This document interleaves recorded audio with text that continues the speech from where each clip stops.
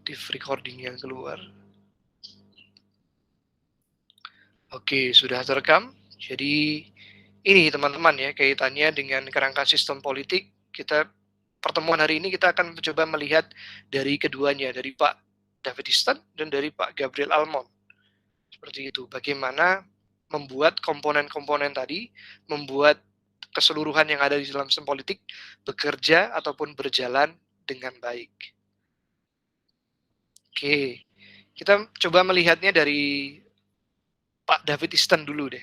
Sistem politik menurut David Easton, ya, jadi ada satu kebutuhan untuk menjelaskan bagaimana sistem politik secara lengkap.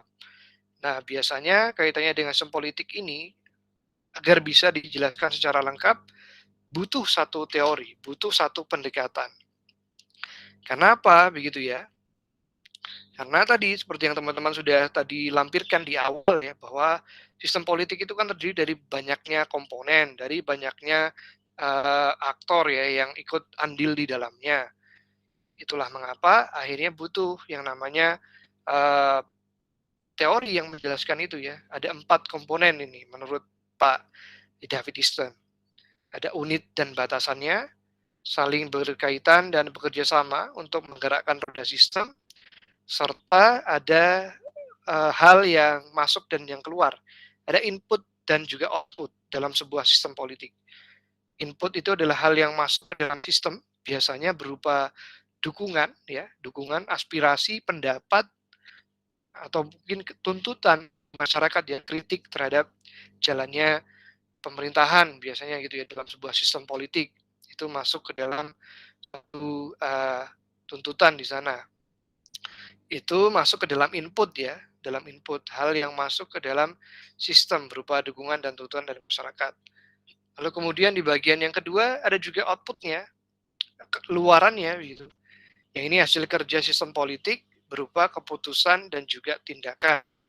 Jadi luaran dari sebuah sistem politik setelah ada proses di dalam sistem politik biasanya adalah keputusan, policy, kebijakan yang teman-teman dengar kalau di Indonesia sebutannya undang-undang.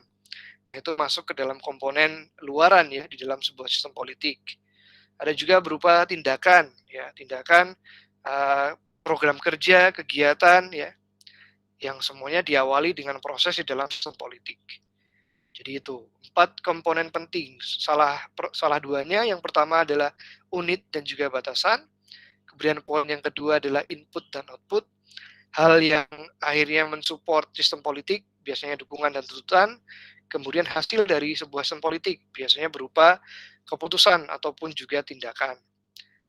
Lalu komponen yang ketiga, kaitannya dengan sistem politik menurut David Easton ya. Diferensiasi dalam sistem, pembedaan kerja. Nah, dalam sebuah sistem, tiap komponennya, tiap aktornya itu pasti punya tupoksinya masing-masing, punya tugas pokok fungsi yang berbeda, namun tetap saling terkait. Nah, nanti butuh penjelasan begitu ya, bagaimana menjelaskannya supaya yang beda-beda itu jadi satu dalam sebuah sistem. Nah, nanti kita akan lihat juga di poin yang ketiga ya, 4 komponen ini. Kemudian komponen yang keempat adalah integrasi dalam sistem.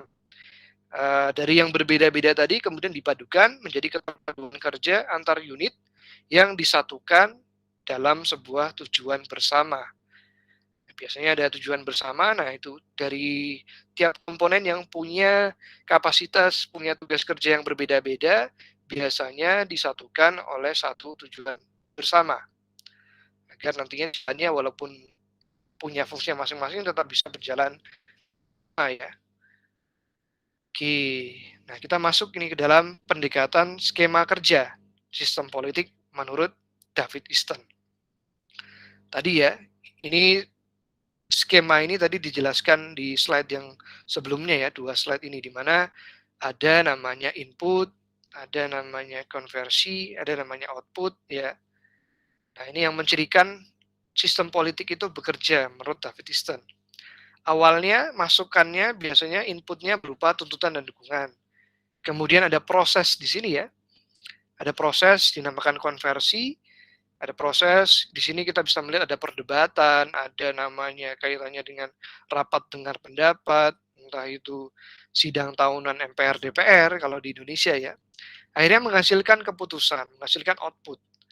Nah, output ini dilempar ke lingkungan atau ke masyarakat luas, yang biasanya nantinya akan ada feedback, akan ada umpan balik ya, entah itu kembali berupa tuntutan atau mungkin berupa dukungan gitu. Nah, sistem ini terus berjalan begitu, muter ya, dari awal sampai akhir terus berjalan, seperti sebuah siklus ya, terus berputar, berjalan tanpa henti begitu. Diawali dari input, kemudian dari konversi, ada luaran, luaran dilempar ke lingkungan, ke masyarakat, kemudian balik lagi ke input. Selalu akan seperti itu skema kerja sistem politiknya ya, menurut David Easton. Jadi di sini kita bisa melihat ya, nanti kalau teman-teman ditanya bagaimana skema kerja sistem politik menurut David Easton, itu ciri khasnya adalah sistem politik dibentuk atas 4 komponen penting. Ada unit dan batasannya, ada input dan output, kemudian ada diferensiasi dalam sistem, lalu ada penyatuan ya melalui tujuan bersama yang kalau digambarkan, yang kalau didetailkan dalam sebuah siklus, gambarannya akan menjadi seperti ini. Ada input di sini awalnya, ada proses konversi, ada outputnya, ada luarannya berupa keputusan, kebijakan, dilempar ke masyarakat, tentu akan ada umpan balik, entah itu berupa tuntutan dan dukungan, sehingga akhirnya proses ini terus berjalan, muter begitu ya, seperti sebuah siklus. Itu menurut David Easton ya, sistem politik menurut David Easton.